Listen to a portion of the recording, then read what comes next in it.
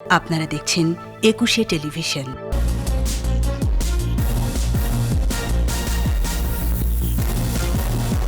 হবিগঞ্জের সাতছড়ি জাতীয় উদ্যানে বিজিবির অভিযান, ট্যাঙ্ক বিধ্বংসী রকেট সহ গোলাবারুদ উদ্ধার। খালেদার প্যারোলের মেয়াদ বাড়াতে পরিবারের আবেদন, আইন মন্ত্রণালয়ের মতামতের পর সিদ্ধান্ত। কার্টুনিস্ট কিশোরের 6 মাসের জামিন, ডিজিটাল নিরাপত্তা আইন বাতিলের দাবিতে বিক্ষোভ। জুলাই পর্যন্ত 4 কোটি ডোজ টিকা সংগ্রহ করা হবে, জানালেন স্বাস্থ্যমন্ত্রী। শিক্ষার্থীরাও পাবে ভ্যাকসিন। কৌশলগত ভুলে বেড়েছে মশার উপদ্রব, বললেন ঢাকা দক্ষিণের মেয়র। জলাশয় পরিষ্কারের গুরুত্ব স্থানীয় সরকার মন্ত্রী।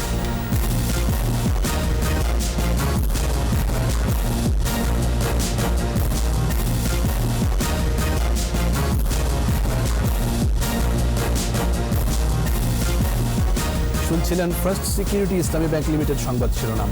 আমন্ত্রণ রাত 11টার 21 সংবাদে, সাথে আছি আমি জাবের হোসেন। দর্শক, 21 টেলিভিশনের সংবাদ একই সাথে সরাসরি দেখতে পাবেন আমাদের ফেসবুক পেজ www.facebook.com/2124 অনলাইনে। Mega spider ceiling fan, mega বাতাসে শান্তির পরশ। এছাড়া সংবাদে আরও থাকছে: মিয়ানমারে সেনা শাসন বিরোধী বিক্ষোভ দমনে ফের গুলি, ঝরল 10 প্রাণ, জাতিসংঘে প্রতিনিধিত্ব নিয়ে বিরোধ।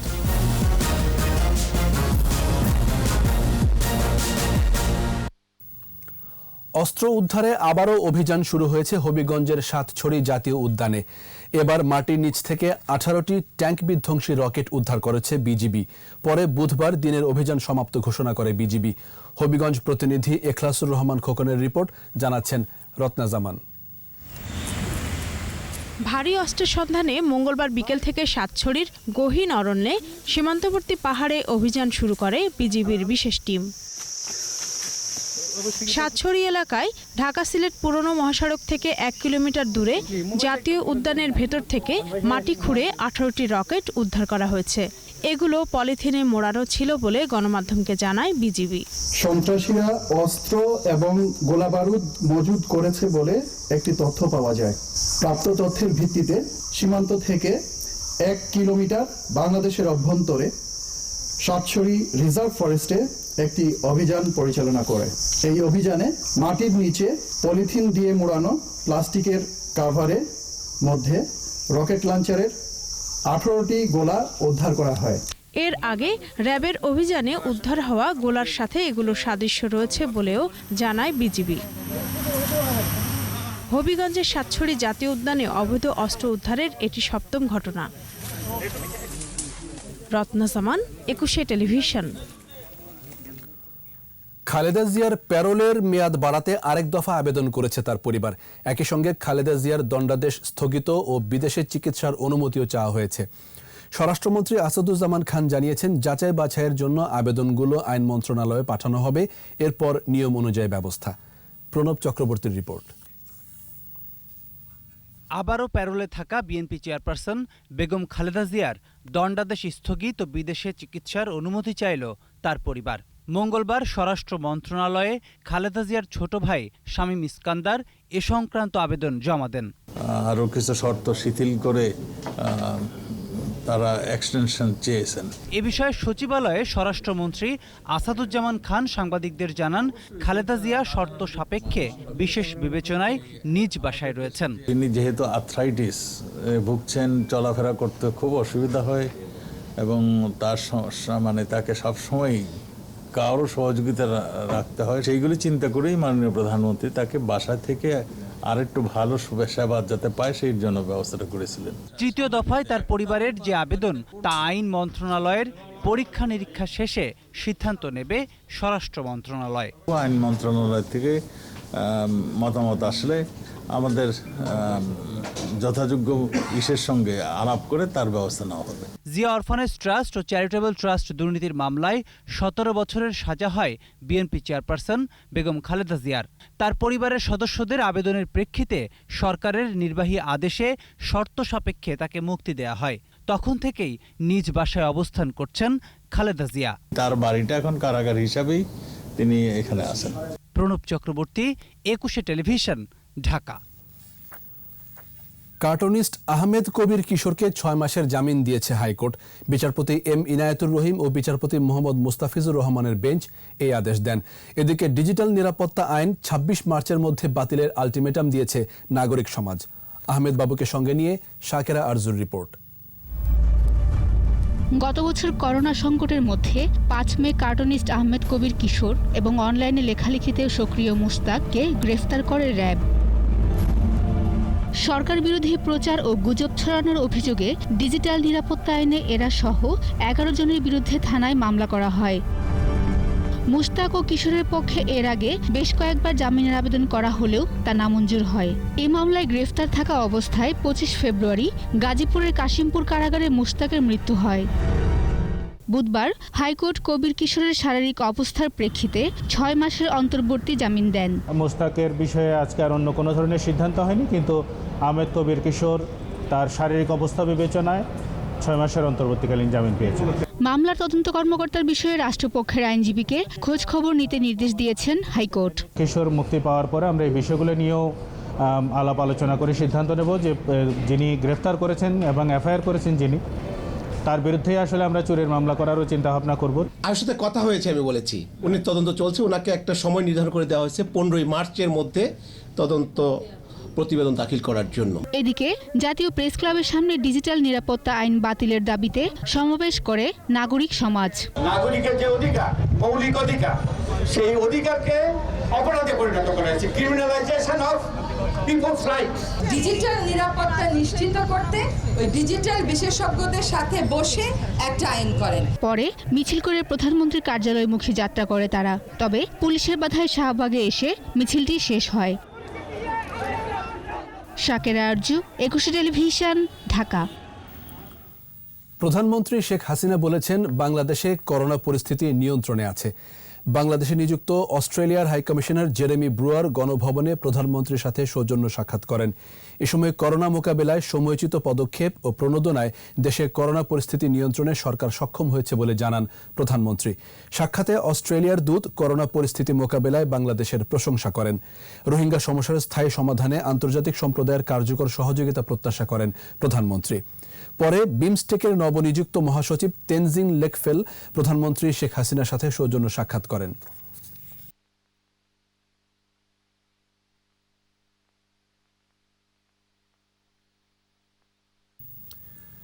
সরকারিভাবে জুলাই পর্যন্ত করোনার 4 কোটি ডোজ টিকা সংগ্রহ করা হবে বলে জানিয়েছেন স্বাস্থ্যমন্ত্রী জাহিদ মালেক। তিনি জানিয়েছেন, শিক্ষার্থীদেরকেও ভ্যাকসিন দেয়া হবে। ভ্যাকসিন আনা সম্ভব হলে বয়সীমা আরও কমানোর আশ্বাস দেন মন্ত্রী। প্রণব চক্রবর্তীকে সাথে নিয়ে স্মৃতি মণ্ডলের রিপোর্ট। দুপুরে সচিবালয়ে স্বাস্থ্য মন্ত্রণালয়ের সম্মেলন কক্ষে কোভিড-19 ভ্যাকসিন ডিপ্লয়মেন্ট ও ব্যবস্থাপনা বিষয়ক বৈঠক শেষে সাংবাদিকদের সাথে কথা বলেন স্বাস্থ্যমন্ত্রী জাহিদ মালেক। মন্ত্রী জানান, ভ্যাকসিনের অর্ডার যা আছে তার সাথে কোভ্যাক্সের টিকা ঠিকমতো পেলে 4 কোটি ডোজ ভ্যাকসিন হাতে থাকবে। দ্বিতীয় ডোজ হাতে রেখেই ভ্যাকসিনেশন চলবে। যে অর্ডারগুলো আমরা দিয়েছি এবং কোভ্যাক্স যে WHO এর মাধ্যমে আসবে, সেটা যদি আমরা পাই তাহলে 4 কোটি ডোজ আমাদের হাতে থাকবে। তো এটা জুলাই পর্যন্ত, এবং সেই অনুযায়ী আমরা আমাদের ভ্যাকসিন কার্যক্রম আমরা করব। যদি এর মধ্যে কোনো রকমের পরিবর্তন লাগে তাহলে পরে সেই বিষয়টিও আমরা করব। মন্ত্রী বলেন, যদি বেশি ভ্যাকসিন আসে তাহলে 40 বছরের সীমা থেকে সরে আসার কথা বিবেচনা করা হবে। শিক্ষার্থীদের টিকা দেওয়ার শিডিউলের বিষয়টিও ভেবে দেখা হচ্ছে বলেও জানান তিনি। যে আমাদের স্কুল, কলেজ, ইউনিভার্সিটি খুলে দেওয়া হচ্ছে এবং সেই স্কুল, কলেজ, ইউনিভার্সিটির যারা শিক্ষক আছেন, কিছু সংখ্যক ছাত্র আছেন যারা হলে থাকবেন এবং অন্যান্য কর্মচারীরা যারা জড়িত আছেন, তাদেরকেও ভ্যাকসিন দিতে হবে, সেই বিষয়ে আলোচনা হয়েছে। মন্ত্রী জানান, পররাষ্ট্র মন্ত্রণালয়ের তালিকা অনুযায়ী বিদেশিরা টিকা পাবেন এবং বিভিন্ন বন্দরে যারা কাজ করেন তাদেরকেও দ্রুত টিকার আওতায় আনা হবে। বিভিন্ন প্রজেক্টে যারা বিদেশিরা কাজ করছে সেগুলো বিভিন্ন মন্ত্রণালয়ের অধীনে কাজ করছে। এর আগে সকালে বিশ্ব শ্রবণ দিবস উপলক্ষে জাতীয় নাক কান গলা ইনস্টিটিউটে আয়োজিত অনুষ্ঠানে অংশ নেন স্বাস্থ্য সেবা বিভাগের সচিব এম এ মান্নান। পরে সাংবাদিকদের বলেন, টিকার সংকট হবে না, অক্সফোর্ড অ্যাস্ট্রাজেনেকার আরও 3 কোটি টিকার জন্য যোগাযোগ করা হচ্ছে। কোভ্যাক্সের টিকাও এই মাসেই চলে আসবে। ওইটা সিঙ্গেল ডোজ ঠিক আছে, কিন্তু তাও আমরা আমাদের আলাপ আলোচনা চালিয়ে যাচ্ছি। যদি কোনো সুযোগ আসে, একটি ডোজ দিলে 2টি ডোজের চেয়ে নিশ্চয়ই আমাদের সময় কম লাগবে, রিস্ক কম, সেটা আমরা চেষ্টা করব, সেটাও আমরা চেষ্টা করছি। তবে যদি না হয়, আমরা অ্যাস্ট্রাজেনেকার অক্সফোর্ডের যে টিকাটি আমরা দিয়ে যাচ্ছি, এইটি আমরা কন্টিনিউ করব ইনশাল্লাহ। দেশের 80% জনগোষ্ঠী পর্যায়ক্রমে টিকা পাবে বলে জানান সচিব। টিকার আওতায় নিতে পারবে। স্মৃতিমণ্ডল, একুশে টেলিভিশন, ঢাকা। কৌশলগত ভুলের কারণে কিউলেক্স মশার ব্যাপকতা বেড়েছে জানালেন ঢাকা দক্ষিণের মেয়র ব্যারিস্টার শেখ ফজলে নূর তাপস। তবে আগামী 2 সপ্তাহের মধ্যে এই মশা নিয়ন্ত্রণে আনারও আশাবাদ জানান তিনি। খালগুলো পুরোপুরি পরিষ্কার করা যায়নি, তাই মশাও নিয়ন্ত্রণে আসেনি বলে মন্তব্য করেছেন স্থানীয় সরকার মন্ত্রী তাজুল ইসলাম। মাহমুদ হাসানের রিপোর্ট। কিউলিক্স মশা এডিস মশার মতো এটির প্রজননের জন্য পরিষ্কার পানির প্রয়োজন হয় না। ডোবা, নালা, খালবিল কিংবা ড্রেনের নোংরা পানিতে হয় এর প্রজনন। মানুষের জন্য ক্ষতির কারণ না হলেও এই মশার কামড়ে অতিষ্ঠ নগরবাসী। গেল কয়েকদিনে রাজধানীতে হঠাৎ করেই বেড়েছে এই মশার উৎপাত। রাতেও শোয়া যায় না, দিনেও শোয়া যাচ্ছে না, জানালা খুললে শুধু মশা প্যান প্যান প্যান করে। মশা কামড় খায়, গাটা সব পুড়ে লাইছে। বছরে 3-4 বার ড্রেন পরিষ্কার করতে হয়, কিন্তু করে না একবারও। দক্ষিণ সিটির মেয়র জানালেন কিউলিক্স মশা বেড়ে যাওয়ার কারণ। বললেন, পরামর্শদাতা এবং বিশেষজ্ঞদের ভুল নির্দেশনার কারণে এমনটি ঘটেছে। মশা নিধনে কীটনাশক পরিবর্তন করার কথাও জানান তিনি। ডেঙ্গুর জন্য যেই কীটনাশকটা ব্যবহৃত হয়ে থাকে, কিউলেক্সের উপরে সেই কীটনাশকের প্রভাবটা তেমন দেখা যায় না। মতামত বা পরামর্শের কিছু ঘাটতি ছিল। আমরা পুরো ডিসেম্বরকালীন ডেঙ্গুর জন্য কাজ করাতে কিউলেক্সের জন্য পরিপূর্ণভাবে কাজ করা যায়নি। খাল পরিদর্শন শেষে পান্থকুঞ্জে এসটিএস উদ্বোধন করে মেয়র জানান, খালগুলো পরিষ্কার করতে পারলে মশা দ্রুত নিয়ন্ত্রণে আসবে। আগামী 2 সপ্তাহের মধ্যে থেকেই এর পরিবর্তন আমরা লক্ষ্য করতে পারবো। কিউলিক্স মশা বিপজ্জনক নয় উল্লেখ করে স্থানীয় সরকার মন্ত্রী জানান, খালগুলো পুরোপুরি পরিষ্কার না হলে মশা নিয়ন্ত্রণে আসবে না। যেহেতু খালগুলা এবং জোপ জঙ্গলগুলো এখনো আমাদের পুরা নিয়ন্ত্রণে আসে নাই, আমরা নিয়ন্ত্রণের চেষ্টা করছি। সেই কারণে এটার এখনো আমরা পুরো নিয়ন্ত্রণ করতে না পারলেও তবে এটার জন্য কাজ করা হচ্ছে। মশা নিয়ন্ত্রণে কিছুটা সময় লাগবে এবং এর জন্য নগরবাসীকে একটু ধৈর্য ধরার আহ্বান জানান তারা। মাহমুদ হাসান, একুশে টেলিভিশন, ঢাকা। মিয়ানমার পরিস্থিতি। মিয়ানমারে সেনা শাসন বিরোধী বিক্ষোভে আবারও গুলি চালিয়েছে নিরাপত্তা বাহিনী। নিহত হয়েছে 10 জন, আহত অনেকে। আটক করা হয়েছে 3 শতাধিক বিক্ষোভকারীকে। এদিকে আটক প্রেসিডেন্ট উইন মিন্টের বিরুদ্ধে নতুন 2টি মামলা করেছে সামরিক কর্তৃপক্ষ।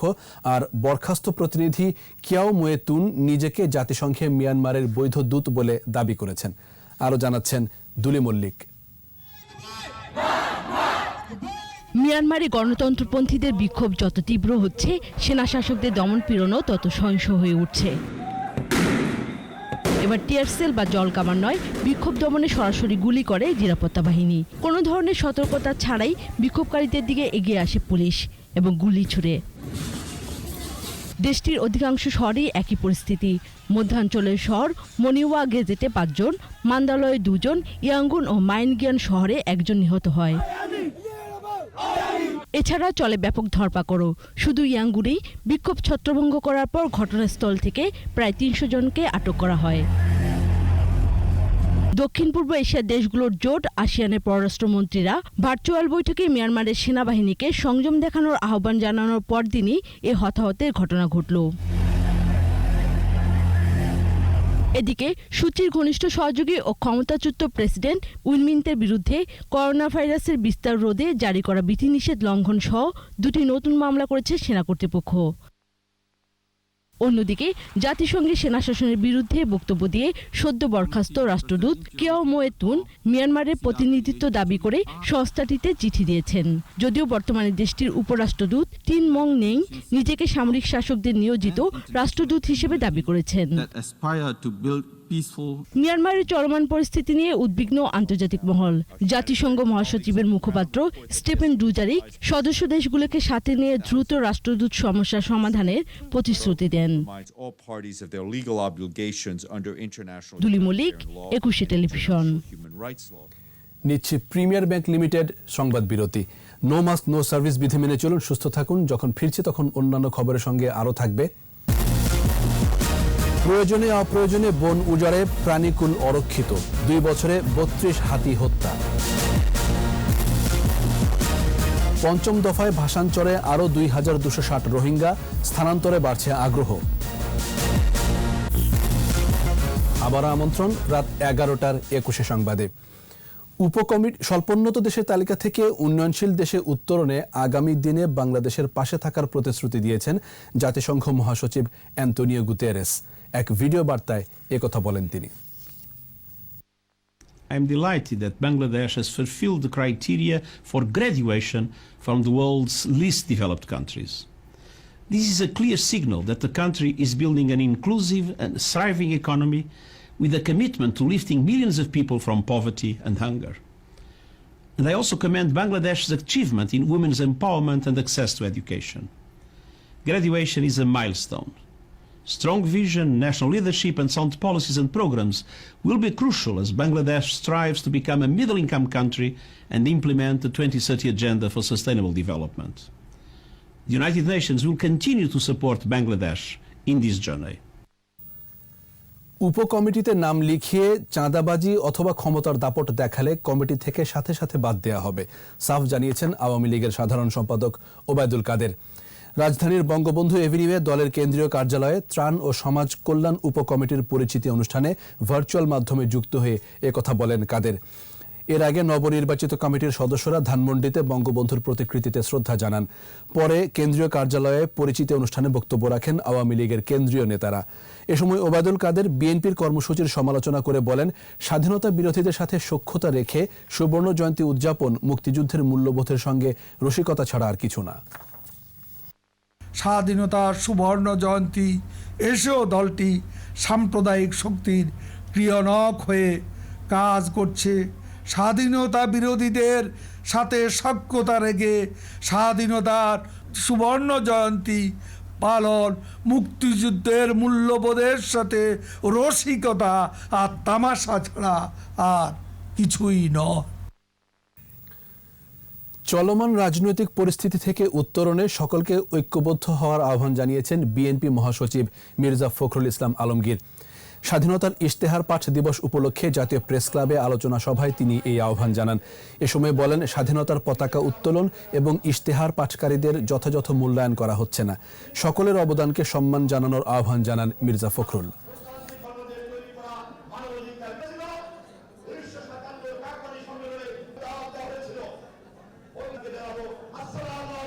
আজকে সমস্ত শক্তিগুলোকে ঐক্যবদ্ধ হতে হবে।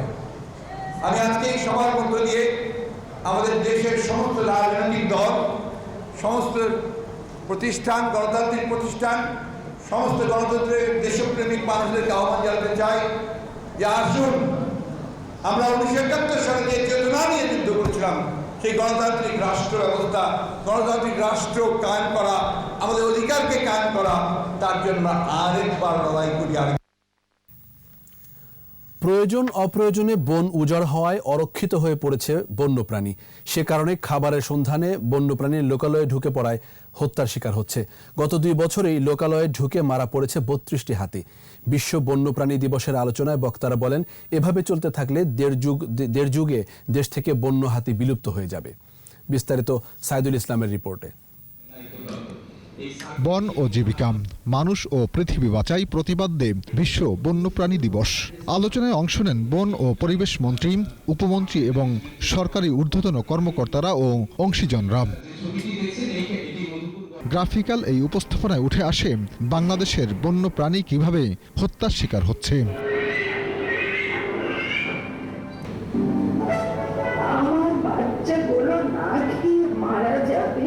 আলোচনায় অংশ নিয়ে বিশেষজ্ঞরা বলেন, দিন দিন বাড়ছে বন্যপ্রাণী নিধন। একই সাথে বনভূমি উজাড় করছে এক শ্রেণীর অসাধু মানুষ। ক্ষতিগ্রস্ত হচ্ছে বন্যপ্রাণী, বিশেষ করে যেভাবে হাতি মারা পড়ছে তাতে আগামী কয়েক বছরের মধ্যে হুমকির মুখে পড়বে প্রাণীটি। আমাদের দেশের 25 থেকে 30 ভাগ জীববৈচিত্র্য বা বন্যপ্রাণী হুমকির সম্মুখীন, IUCN এর লাল তালিকাভুক্ত। আমরা হত্যা করছি আমাদের আশেপাশের প্রাণীকে, তার সাথে সাথে লোভের বশবর্তী হয়ে আমাদের যে বন তাকেও ধ্বংস করছি। আলোচনায় অংশ নিয়ে বন ও পরিবেশ মন্ত্রী জানান, বন ও বন্যপ্রাণী সংরক্ষণে বিভিন্ন আইন থাকলেও বাস্তবায়নে ঘাটতি আছে। এখানে এত সব সরকারি বাহিনী আছে আর আমাদের বন বিভাগের কর্মকর্তারা আছেন, তাদের সামনে একেবারে সবসময় বিষ দিয়ে মাছ ধরা হবে, আর এই বিষ দিয়ে মাছ ধরে সে মানুষ খাবে, তাহলে এই মানুষের জীবনে নিরাপত্তা কোথায়? আইনের প্রয়োগের পাশাপাশি বন ও বন্যপ্রাণী রক্ষায় নতুন কর্মসূচি নেওয়ারও আহ্বান জানান বক্তারা। সাইদুল ইসলাম, 21 টেলিভিশন, ঢাকা।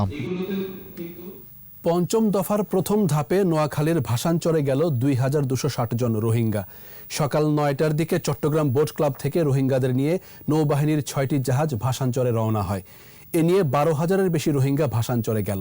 বিপ্লব মজুমদারের ক্যামেরায় চট্টগ্রাম থেকে রিপোর্ট করছেন হাসান ফেরদৌস। মঙ্গলবার রাতে চট্টগ্রামের BF শাহীন কলেজের অস্থায়ী ক্যাম্পে নিয়ে আসা হয় রোহিঙ্গাদের। সেখান থেকে বুধবার সকাল 9টার কিছু পরে নৌবাহিনীর 6টি জাহাজে করে তাদের নিয়ে যাওয়া হয় নোয়াখালীর ভাসানচরে।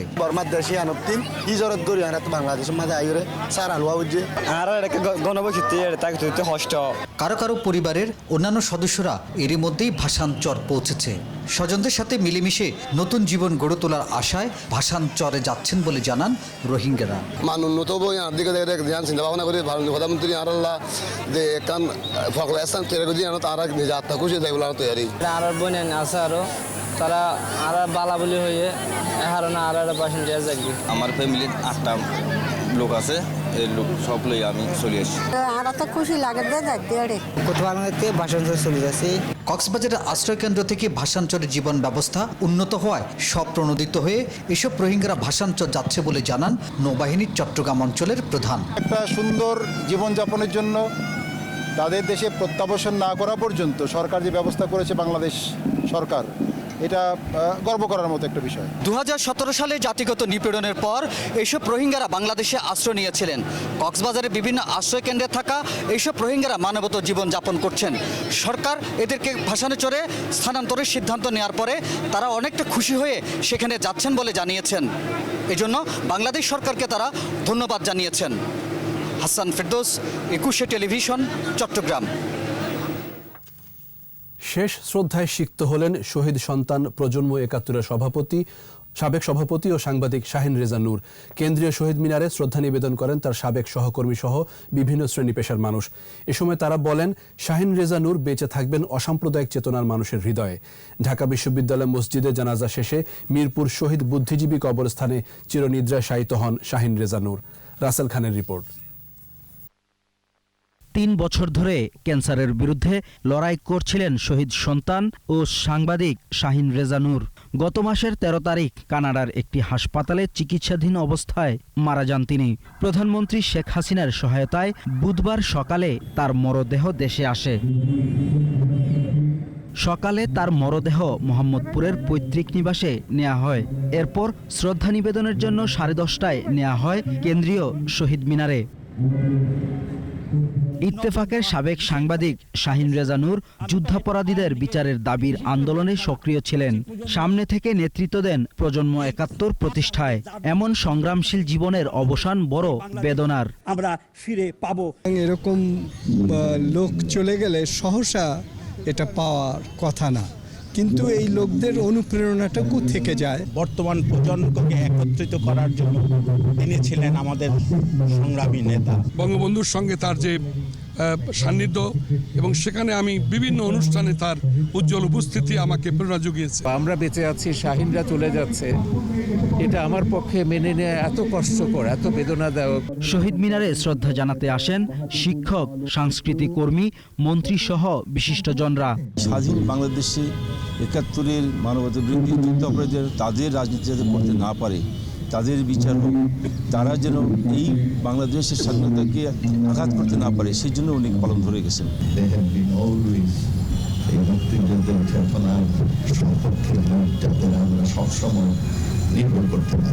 নাগরিক শ্রদ্ধা নিবেদন শেষে ঢাকা বিশ্ববিদ্যালয়ের মসজিদে অনুষ্ঠিত হয় নামাজে জানাজা। এরপর বুদ্ধিজীবী কবরস্থানে চিরনিদ্রায় শায়িত হলেন শাহিন রেজা নূর। রাসেল খান, ২১ টেলিভিশন, ঢাকা। এবার আমাদের বিশেষ আয়োজন স্বাধীনতার ৫০।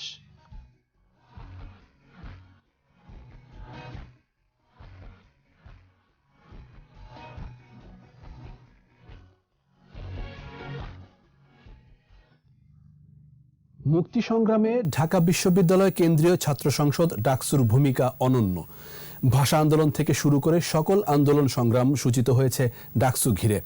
জাতির পিতার নির্দেশে ডাকসুই জাতিকে স্বাধীনতার মন্ত্রে উজ্জীবিত করে হাতে অস্ত্র তুলে নেয়ার সাহস দিয়েছে।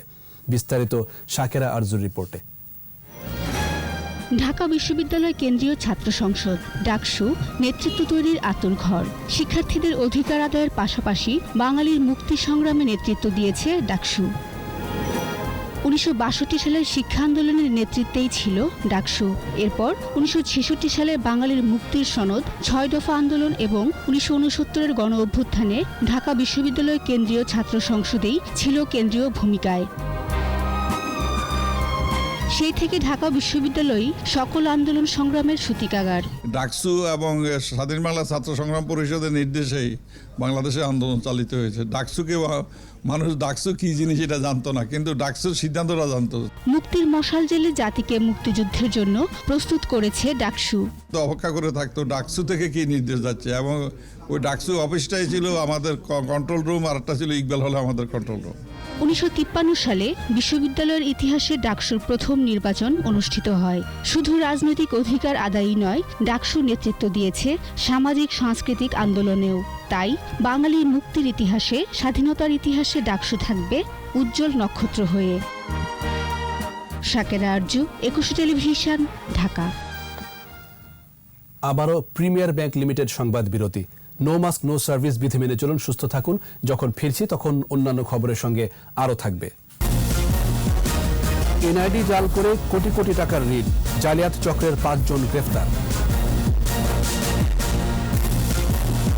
করোনায় বিশ্বজুড়ে ১৬৮ মিলিয়ন শিশু শিক্ষা বঞ্চিত, বিভিন্ন দেশে শিথিল লকডাউন। দেখছেন রাত ১১টার ২১ সংবাদ।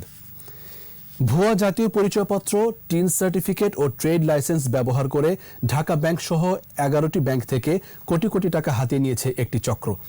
অভিযোগের পর রাজধানী থেকে এই চক্রের ৫ সদস্যকে গ্রেফতার করেছে ঢাকা মহানগর গোয়েন্দা পুলিশ। নির্বাচন কমিশনের কিছু অসাধু সদস্যের যোগসাজশে এনআইডি জালিয়াতি হচ্ছে বলে জানিয়েছে পুলিশ। বিস্তারিত জানাচ্ছেন দীপু শিকদার। ফ্ল্যাট ব্যবসাকে ঘিরে তৎপর প্রতারক চক্রটি। ফ্ল্যাট কেনার নামে প্রথমে চক্রটি ব্যাংকের সঙ্গে যোগাযোগ করে, শর্ত অনুযায়ী সব কাগজপত্র জমাও দেয়। এই কাগজপত্রের মধ্যে থাকে নকল এনআইডি। পুলিশ জানায় নির্বাচন কমিশনের তৎপর আরেকটি চক্র। এর মধ্যে রয়েছে কমিশনের কিছু কর্মচারী। এদের মাধ্যমে এনআইডি জালিয়াতি করে তারা।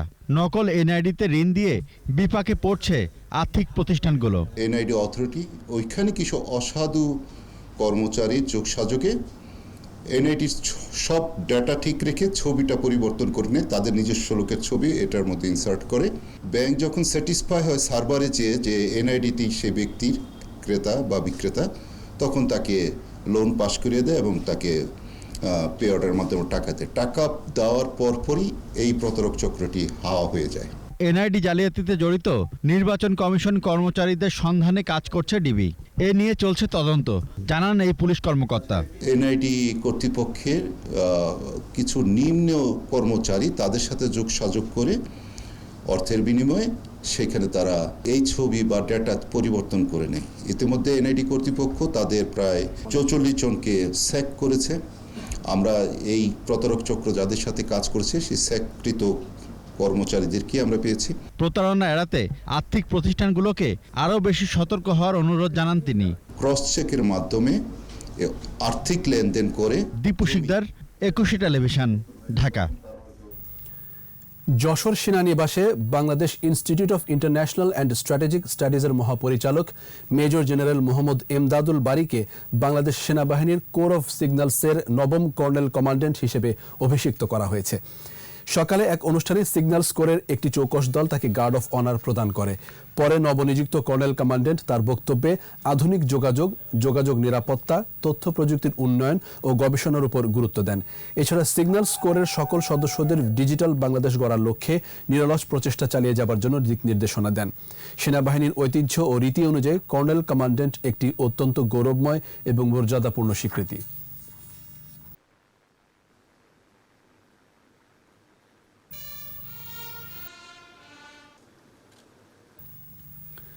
এবার ব্যবসা বাণিজ্যের খবর।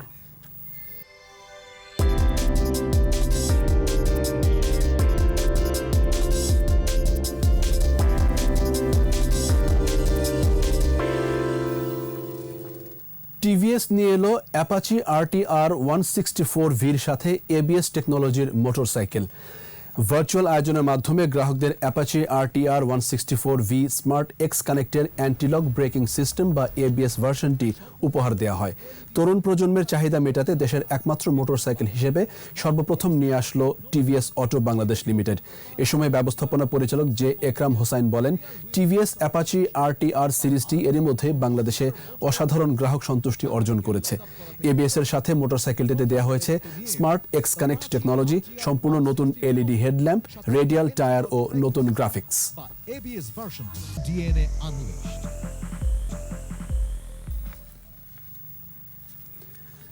বিশ্বের দ্বিতীয় বৃহত্তম ফ্যাশন রিটেইলার H&M এর সহযোগিতায় বাংলাদেশে লিঙ্গ বিষয়ক গতানুগতিক ধারণা বদলে দিচ্ছে JSS সার্ভিসেস লিমিটেড।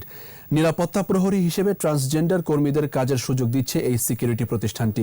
এতে এবারই প্রথম দেশের সুরক্ষা ও নিরাপত্তা সেবা শিল্পে কাজ করার সুযোগ পাচ্ছে ট্রান্সজেন্ডার জনগোষ্ঠী। JSSSL এর CEO ফেরদৌসুর রহমান বলেন, ট্রান্সজেন্ডার জনগোষ্ঠীর সদস্যদের নিয়োগ প্রদানের উদ্দেশ্য কেবল তৃতীয় লিঙ্গ ইস্যুতে সচেতনতা তৈরি করাই নয়, বরং স্বনির্ভর করে তোলার মাধ্যমে সমাজে তাদের মর্যাদা প্রতিষ্ঠা করা।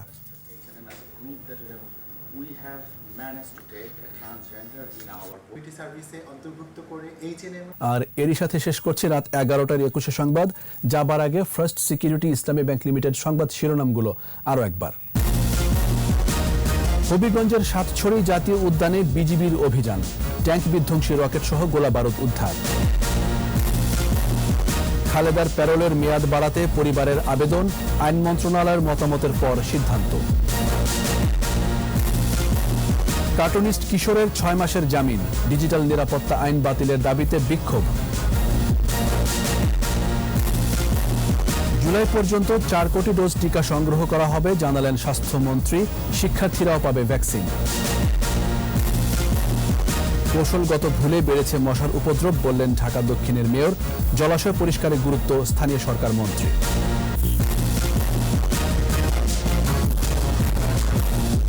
একুশে টেলিভিশনের সর্বশেষ খবর জানতে ডায়াল করুন 2021 নম্বরে আর ভিজিট করুন ekushe-tv.com এই ওয়েবসাইট। এছাড়া ফেসবুকে লগ ইন করতে পারেন facebook.com/ekushe24 অনলাইনে।